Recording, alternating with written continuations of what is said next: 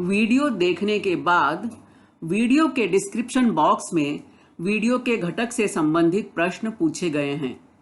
इन प्रश्नों को अपनी कॉपी में लिखकर हल करें। वीडियो के डिस्क्रिप्शन बॉक्स में एक गूगल फॉर्म की लिंक भी दी गई है। लिंक खोलकर इस फॉर्म को जरूर भरें।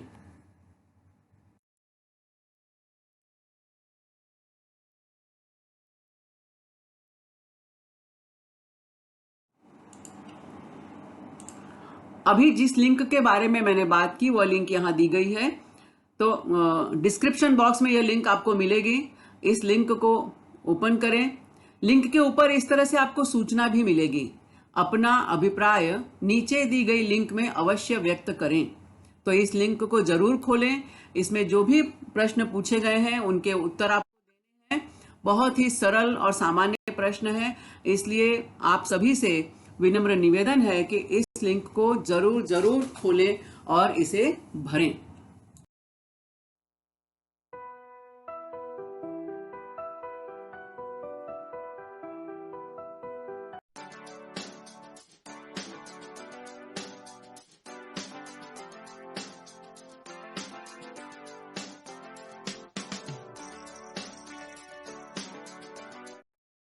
नमस्कार, प्रणाम, आदाब। वर्चुअल क्लास स्टूडियो में आप सभी का हार्दिक स्वागत। कोविड-19 के प्रादुर्भाव की वजह से विद्यार्थियों का प्रत्यक्ष शाला में जाकर शिक्षा लेना मुश्किल होते जा रहा है और इस कठिन घड़ी में बृहन्मुंबई महानगर पालिका शिक्षण विभाग ने विद्यार्थियों के लिए एक सराहनीय प्रयास किया और इस चैनल की शुरुआत की। मैं श्रीमती पूर्णिमा पांडे वर्चुअल क्लास स्टूडियो से अपना विषय और अपना घटक लेकर आपके सामने उपस्थित हूँ। तो चलें अपने विषय की ओर। मुंबई महानगर पालिका शिक्षण विभाग work from home MCGM virtual training centre से हम आप सभी का हार्दिक स्वागत करते हैं।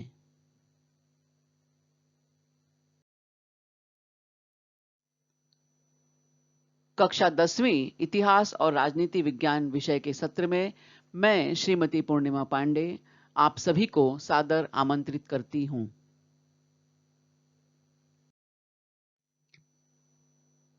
पाठ 3 उपयोजित इतिहास अप्लाइड हिस्ट्री। आज का पाठ बिंदु 3.2 उपयोजित इतिहास और विविध विषयों में हुए अनुसंधान। उपयोजित इतिहास इस संज्ञा के लिए लोगों या सामान्य जनों का इतिहास, पब्लिक हिस्ट्री, यह वैकल्पिक शब्द प्रयोग प्रचलित है। इतिहास और प्रतिदिन के व्यावहारिक जीवन के बीच अटूट संबंध है। इस बात को उपयोजित इतिहास अथवा जन जन का इतिहास स्पष्ट करता है।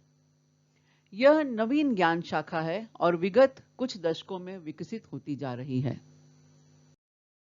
क्या है ये सामान्य जनों का इतिहास? जिस जमाने में हवाई जहाज, रेल और मोटर वाहन नहीं हुआ करते थे, उस समय लोग कैसे दूर दराज की यात्राएं संपन्न करते थे।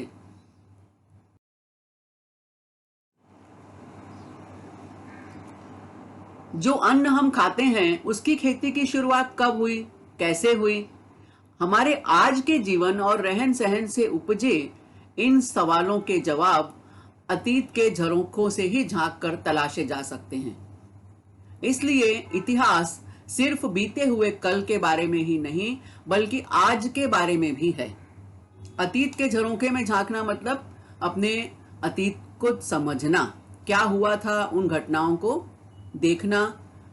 कैसे देखना? मानसिक रूप से देखना, उन घटनाओं को पढ़ना, उनका आकलन करना, उन्हें समझना और उसके आधार पर कुछ नई जमीन तलाश करना। तो ये है हमारा उपयोजित इतिहास। तो इसलिए हम ऐसा कह सकते हैं कि इतिहास सुदूर अतीत से शुरू हुई ऐसी यात्रा है जिसमें किसान भी हैं, व्यापारी हैं, तीर्थयात्री, धर्म, शिल्पकार, सभी लोग हैं इसमें। इतिहास आज के डेट में हम कहें, आज की तारीख में हम यदि बात करें तो इतिहास राजा रानी या महान लोगों की जीवनी और सिर्फ राजनीतिक घटनाओं का संकलन नहीं है कि 1980 में क्या हुआ, 1750 में क्या हुआ, 1632 में क्या हुआ, पानीपत की पहली लड़ाई क्यों हुई। इन राजनीतिक घटनाओं का संकलन तो है, लेकिन केवल संकलन नहीं है, उसके आधार पर विवेचन है, विश्लेषण है, कालखंड के अनुसार उसका परिणाम, और उस परिणाम के आधार पर आगे आने वाला इतिहास क्यों घटित हुआ। ये तो सब 1761 1756 की बात है, लेकिन उसको हम आज के जीवन से, आज के परिप्रेक्ष्य में कैसे देखें, ये सब जो बातें हैं इनका अध्ययन है इतिहास। तो इसीलिए हम कहते हैं कि सिर्फ पुरानी घटनाओं का संकलन नहीं है, इतिहास आज आम लोगों के बारे में भी है और आम लोगों के जीवन में आए बदलावों के बारे में भी है। किसी राजनीतिक घटना का परिणाम सबसे ज्यादा जिस पर पड़ता है वो है समाज का आम वर्ग, आम जनता। तो आम जनता के ऊपर क्या प्रभाव पड़ रहा है, उसके जीवन में क्या बदलाव आ रहा है, इसका सुनियोजित अध्ययन है उपयोजित इतिहास। पिछले वीडियो में उपयोजित इतिहास की अनुसंधान पद्धति, इसके अंतर्गत अन्य विषयों की अनुसंधान पद्धति के बारे में हमने जाना था, और उसमें हमने दर्शन यानी फिलॉसफी, विज्ञान, साइंस, तकनीकी विज्ञान, टेक्नोलॉजी के बारे में जानकारी प्राप्त की थी। आज के इस वीडियो में हम उद्योग धंधे और व्यापार, ट्रेड एंड कॉमर्स, प्रबंधन विज्ञान, मैनेजमेंट स्टडीज, कला, आर्ट्स, मानवीय ज्ञान शाखा यानी ह्यूमैनिटीज के बारे में विस्तार पूर्वक चर्चा करेंगे और जानकारी प्राप्त करेंगे। एंड कॉमर्स, उद्योग धंधे और व्यापार। उद्योग धंधे और व्यापार के कारण मानवीय समाज और पारस्परिक व्यवहार बढ़ता है, क्योंकि जहां मनुष्य है, जहां लोगों का मेलजोल है, वहीं पर उद्योग धंधा होगा, वहीं व्यापार होगा।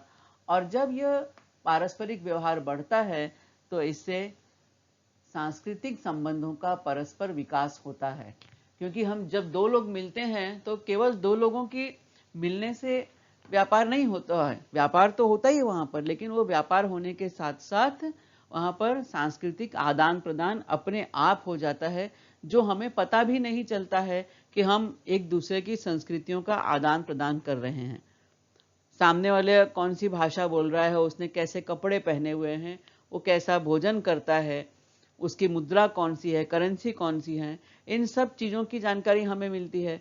हम किस तरह की भाषा का प्रयोग कर रहे हैं, हमारा रहन सहन क्या है, हमारे कपड़े लत्ते, हमारा भोजन, हमारा खान पान, ये सब सामने वाले व्यक्ति को मालूम पड़ता है। तो इस तरह से पारस्परिक जो व्यवहार होता है उससे संस्कृतियों का एक आदान प्रदान अपने आप होने लगता है और सांस्कृतिक संबंधों का विकास होता है।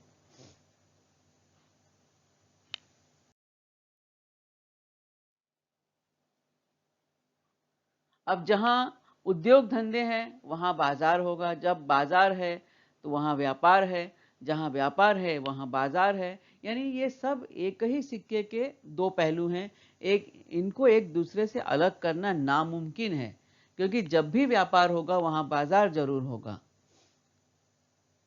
और इन बाजारों के कारण, व्यापार के कारण जो समाज में बदलाव आते हैं वो उनकी सांस्कृतिक संरचना बदलती है, सामाजिक ढांचा बदलता है। सामाजिक ढांचा कैसे बदलता है?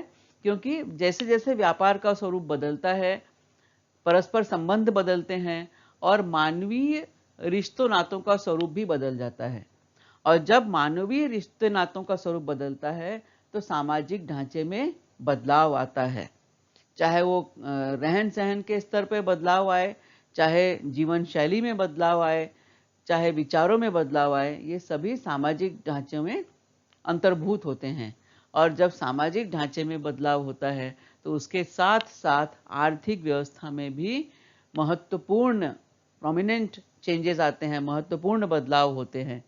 तो इस तरह से, और जब हम इन सब चीज़ों के बारे में जानते हैं तो हमें इस पूरे बातों को समझने के लिए, बाजार क्या है, व्यापार क्या हो रहा, और कौन कौन से उद्योग धंधे चल रहे हैं, इन सब को समझने के लिए हमें सांस्कृतिक संरचना का इतिहास पढ़ना पड़ता है। सामाजिक ढांचा पहले कैसे हुआ करता था, आज कैसा है या आज ऐसा क्यों है। आर्थिक व्यवस्था प्राचीन काल में कैसी थी, कौन सी मुद्रा चलती थी। पहले कौड़ी का उपयोग होता था, अशर्फियों का उपयोग होता था। आज हम पेपर नोट का इस्तेमाल करते हैं। पेपर नोट के साथ साथ आज प्लास्टिक करेंसी क्या है, हमारे एटीएम कार्ड, डेबिट कार्ड जितने भी हैं, और उसके साथ साथ आज तो हम नेट बैंकिंग का इस्तेमाल कर रहे हैं, मोबाइल बैंकिंग का इस्तेमाल कर रहे हैं। तो ये आर्थिक व्यवस्था हमारी बदल रही है।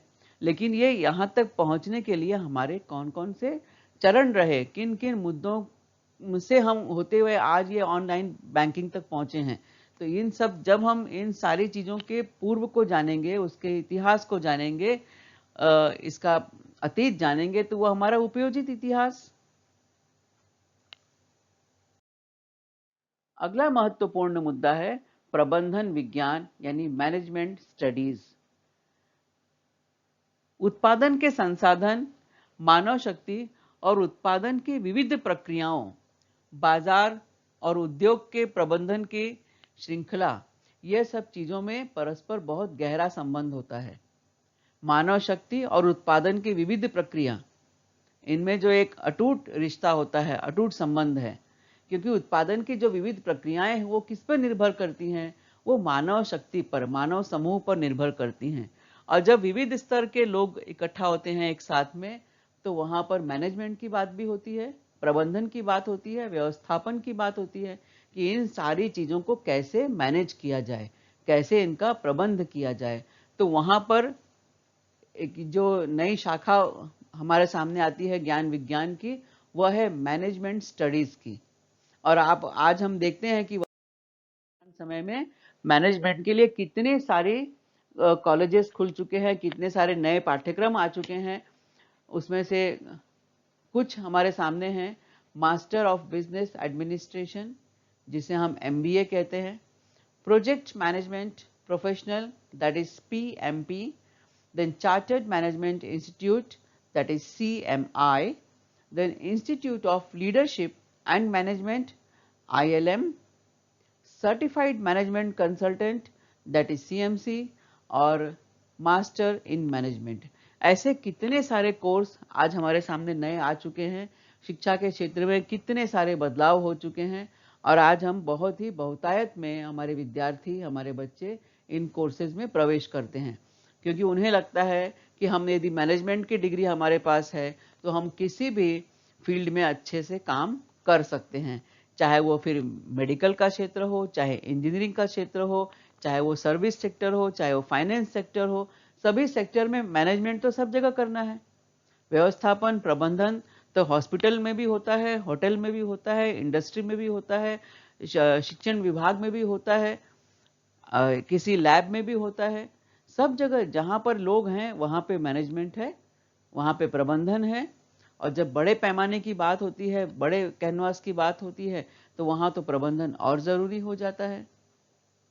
तो इस तरह से प्रबंधन विज्ञान यह एक नई शाखा के रूप में हमारे सामने आया है। और आज हम प्रबंध करते हैं तो हमें किस आधार पर प्रबंध करना है, हमारे पुराने तरीके क्या थे प्रबंधन के, उनको हमें जानना होता है। उन तरीकों में कुछ अच्छाई थी तो उन्हें ग्रहण करते हुए हम आगे लेकर चलते हैं। तो जैसे हम अतीत से जुड़ते हैं, हम पुनः अपने विषय उपयोजित इतिहास से जुड़ जाते हैं। बाजार और विक्रय के प्रबंधन की श्रृंखला। केवल व्यापार ही महत्वपूर्ण नहीं है। व्यापार होने के पहले वो बाजार और विक्रय, ये दो चीजें बीच में आती हैं। केवल वस्तु का उत्पादन महत्वपूर्ण नहीं है। वस्तु का जब उत्पादन हुआ है तो वह उसकी बिक्री भी हो, उसका विक्रय हो। जब उसका विक्रय होगा, वो वस्तु बाजार में बिकेगी तो उससे हमें आमदनी होगी। हमारे सामान की जो उत्पादक है, उसका जो उत्पादन करता है, उसके सामान की लागत उसको मिलेगी, या लागत के अलावा उसे कुछ लाभ भी मिलेगा। तब तो वो विक्रय जो है उसका सार्थक होगा। सामान का उत्पादन जितना महत्वपूर्ण है उतना ही महत्वपूर्ण है उस सामान का लोगों तक पहुंचना। और वो वस्तु यदि जब लोगों तक कैसे पहुंचाई जाए, यानी इसके लिए ट्रांसपोर्टेशन, आवागमन, यातायात की व्यवस्था, तो ये भी बाजार और विक्रय के बीच में एक महत्वपूर्ण साधन है। उसके बाद वो सामान जब बाजार में बिक रहा है तो वो इतनी कीमत उसके निर्धारित की जाए, उसका निर्धारण इस तरह से हो कि जो उत्पादन करता है उसे अपने जो वस्तु के उत्पादन में लगी हुई रकम है उससे वह रकम उसे प्राप्त हो सके। तो इस तरह से बाजार में कोई वस्तु बेचना और लाना, उससे लाभ कमाना, इसके लिए भी बहुत बड़े प्रबंधन की यानी मैनेजमेंट की आवश्यकता होती है। और ये जब इसका हमें आवागमन का इतिहास पता हो, ट्रांसपोर्टेशन का हमें इतिहास पता हो, मानव समाज का हम यदि इतिहास जानते हो, मानव समाज में उसके पूर्व कौन कौन से सामान की बिक्री होती रही है, इसको यदि हम जानते हो तो हमारे लिए ये मैनेजमेंट करना आसान हो जाता है। और जब भी हम किसी चीज़ के अतीत के बारे में जानते हैं, मैं फिर से दोहरा रही हूँ, हम जुड़ जाते हैं इतिहास से, उपयोजित इतिहास से।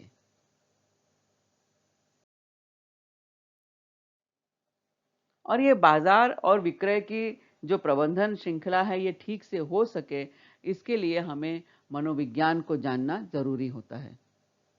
और अब आप सोचोगे कि कहाँ इतिहास और कहाँ मनोविज्ञान, कहाँ हिस्ट्री और कहाँ साइकोलॉजी, ये इतिहास में मनोविज्ञान कैसे आ गया?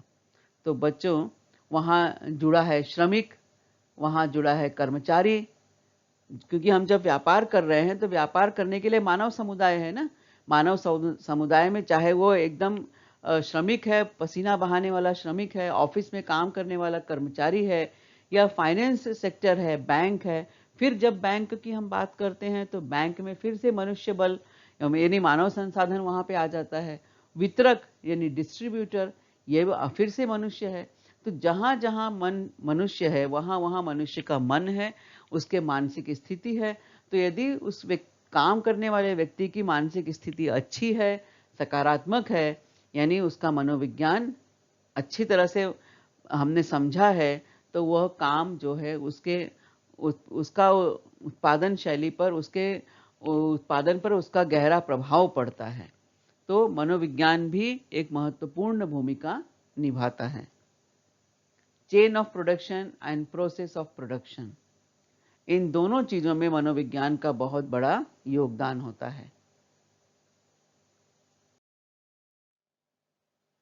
अब अगला महत्वपूर्ण जो क्षेत्र है वो है कला, आर्ट्स। और कला के अंतर्गत क्या क्या हम देख सकते हैं? पेंटिंग्स को देख सकते हैं, बहुत सारी। उस पेंटिंग्स को बनाने के लिए मानसिक स्थिति क्या रही होगी? मानसिक स्थिति के साथ साथ उस पेंटिंग की विषय वस्तु। अब विषय वस्तु कैसी आएगी? जिस तरह का सामाजिक वातावरण होगा उसी तरह की विषय वस्तु बनेगी, वही केंद्र में रहेगी। और केवल विषय वस्तु ही नहीं, सामाजिक वातावरण ही नहीं, बल्कि एक और महत्वपूर्ण फैक्टर है आर्थिक स्थिति। क्योंकि कला वहीं पनपती है जहां पर संपत्ति होती है, धन धान्य होता है, तभी हम कला की ओर बढ़ते हैं। अदरवाइज यदि कोई इंसान भूखा बैठा हो, उसको 2 दिन से भूख लगी हो, खाने को रोटी न मिली हो, तो वह किसी भी शिल्प की, वह किसी कला की, वह किसी नृत्य के प्रति, वह किसी गायन के प्रति, वह किसी वादन के प्रति कभी भी आकर्षित नहीं हो सकता। क्योंकि उसका केंद्र कहाँ पे? भाई मुझे भूख लगी है, तो पहले खाने को रोटी मिल जाए, फिर उसके बाद जब पैसा बचेगा तो उसके आगे वो मनोरंजन के लिए या कला के लिए काम करेगा। तो आर्थिक स्थिति भी जो है वो एक बहुत ही महत्वपूर्ण भूमिका निभाती है। यदि हम पेंटिंग की बात करते हैं तो हम देखते हैं कि मनुष्य जब गुफाओं में रहता था, उसने तत्कालीन जो उसके वातावरण था, उसकी स्थिति थी, उन स्थितियों का वर्णन उसने गुफाओं में किया। गुफाओं में आज भी हमें प्रागैतिहासिक काल की गुफाएं हम जब देखते हैं तो उसमें जो चित्रांकन हुआ है वह मनुष्य की तात्कालिक परिस्थितियों को, उसके वातावरण को दर्शाता है। उसके बाद हमें देखते हैं एक यहाँ पर अजंता एलोरा में बनी हुई एक हम पेंटिंग देख रहे हैं।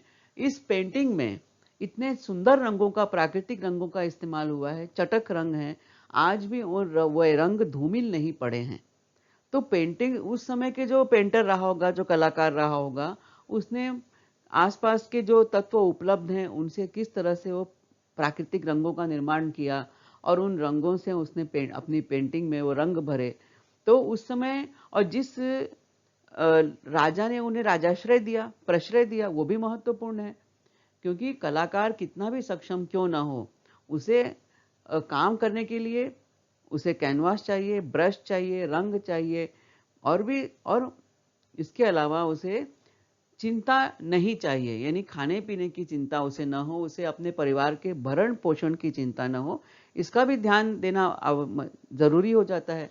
इसमें हम बीच में जो पेंटिंग देख रहे हैं वो मशहूर चित्रकार, भारत के मशहूर चित्रकार राजा रवि वर्मा जी की पेंटिंग है। रवि वर्मा जी की इस पेंटिंग को यदि हम देखें तो कितने इसमें रंग दिखाई दे रहे हैं, जो इसमें जो स्त्री और जिस उसके गोद में हम छोटे से बच्चे को देख रहे हैं, कितने उसने आभूषण पहने हैं और हर एक चीज को बहुत बारीकी से उसमें दर्शाया गया है। यानी इस पेंटिंग को यदि आप देखें तो इसमें आपको एक एक चीज आपको बारीकी से देखने मिलेगी। यानी ये कलाकार की जो सूक्ष्मता है, चित्रों का अंकन करने की जो सूक्ष्मता है वो काबिल तारीफ है। लेकिन ये और इसके फ्रेम को हम देखें इसके तो कितना सुंदर भव्य फ्रेम दिखाई दे रहा है। यदि इस कोने में यहाँ पे एक हम शिल्प देख रहे हैं, नटराज की मूर्ति का शिल्प है। नटराज जो है नृत्य के देवता माने जाते हैं, भगवान शंकर। जब ये नृत्य के मुद्रा में होते हैं तो इन्हें हम नटराज कहते हैं। तो नटराज के इस शिल्प में हम देखें तो कितनी बारीकी से इस जाली का निर्माण किया गया है, इसमें कितनी मेहनत, कितना श्रम लगा होगा। तो ये सब हम जब यदि पेंटिंग की हम बात करें तो इसमें धन भी एक महत्वपूर्ण भूमिका निभाता है। क्योंकि कलाकार के पास बहुत कौशल है, लेकिन यदि उसके पास धन नहीं है, उसके अपने भरण पोषण की चिंता है, उसे अपने घर के परिवार के भरण पोषण की चिंता है, तो वह अच्छा काम, अच्छी कलाकारी, अच्छी चित्रकारी, अच्छा स्थापत्य, अच्छा शिल्प कुछ नहीं बना सकता। तो इन सब चीजों का जो प्रबंधन है, जो इन सब चीज़ों के ऊपर तात्कालिक स्थितियों का प्रभाव है, ये सब हम जब जानते हैं तो हम पुनः जुड़ जाते हैं अपने विषय से। दो पेंटिंग देख रहे हैं। एक पेंटिंग है, जो यह पेंटिंग है यूरोप के पुनर्जागरण काल की। पुनर्जागरण काल यानी 14वीं 15वीं शताब्दी का ये चित्र है। और उस समय यूरोप में बहुत सारे सामाजिक, आर्थिक, राजनैतिक बदलाव हो रहे थे और जिसकी एक झलक हमें यहाँ इस चित्र में दिखाई देती है। यानी यह चित्र अपने तत्कालीन समाज का आईना है। और उसी के साथ हम एक विश्व प्रसिद्ध चित्र हम यहाँ देख रहे हैं, मोनालिसा का चित्र। और मोनालिसा की यह पेंटिंग दुनिया भर में इतनी सराही गई है, इतने लोग इसको देखने जाते हैं, इतने इसके डुप्लीकेट वर्जन इसके बिक चुके हैं कि ये विश्व में सबसे अधिक बिक्री वाली चित्र जो है माना जाता है इसे। अब इस चित्र में एक महिला है जिसका सौम्य चेहरा, चेहरे पर हल्की सी मुस्कान। यानी ये चित्र भी यूरोप में ही बना, इसका मतलब क्रांति पहले हुई और क्रांति के बाद की शांति। तो ये जो चित्र है ये कलाकार की मानसिकता को, तत्कालीन सामाजिक वातावरण को दर्शाते हैं, ये उसको प्रस्तुत करते हैं। और जब हम इतिहास को प्रस्तुत करते हैं, अतीत को प्रस्तुत करते हैं, यानी हम अपने इतिहास से फिर से जुड़ जाते हैं।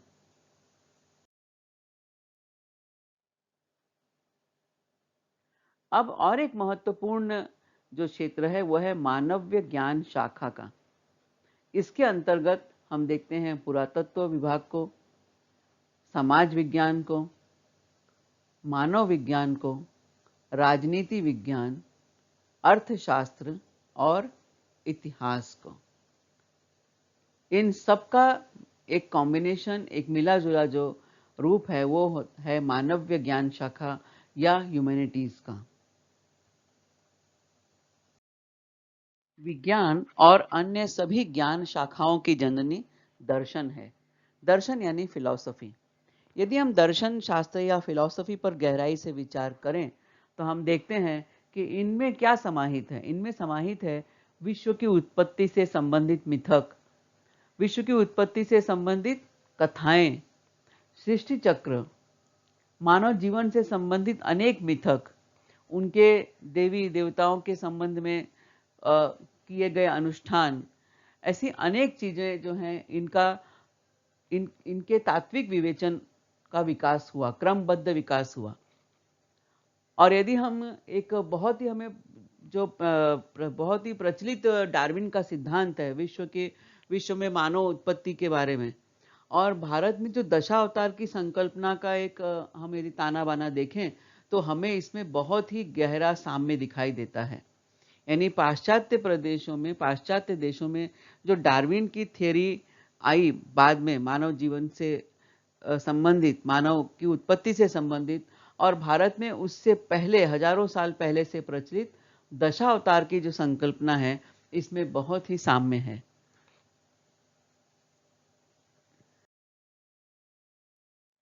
तो इस तरह से हम देखें तो मानव्य शाखा के विभिन्न शाखाओं का विकास दर्शन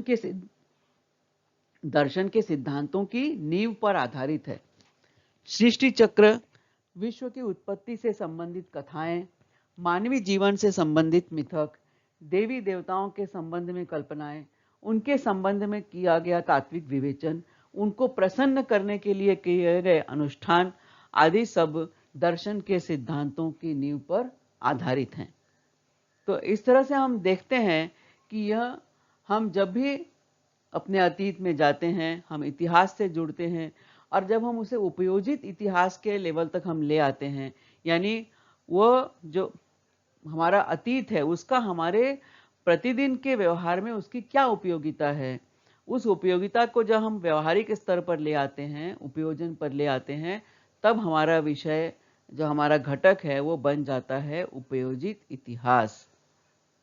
भूतकाल के जो मूर्त और अमूर्त स्वरूप हैं, जो उनके अवशेष हैं, उनका प्रभाव हमारे वर्तमान पर पड़ता है। वर्तमान में हम उसके आधार पर काम करते हैं। वर्तमान में हमने जो काम किया उसका जो परिणाम होता है उस पर हमारा भविष्य निर्भर करता है। तो इस तरह से हमारा उपयोजित इतिहास जो है, ये हमारे जीवन में, वर्तमान जीवन में बहुत ही महत्वपूर्ण भूमिका निभाता है।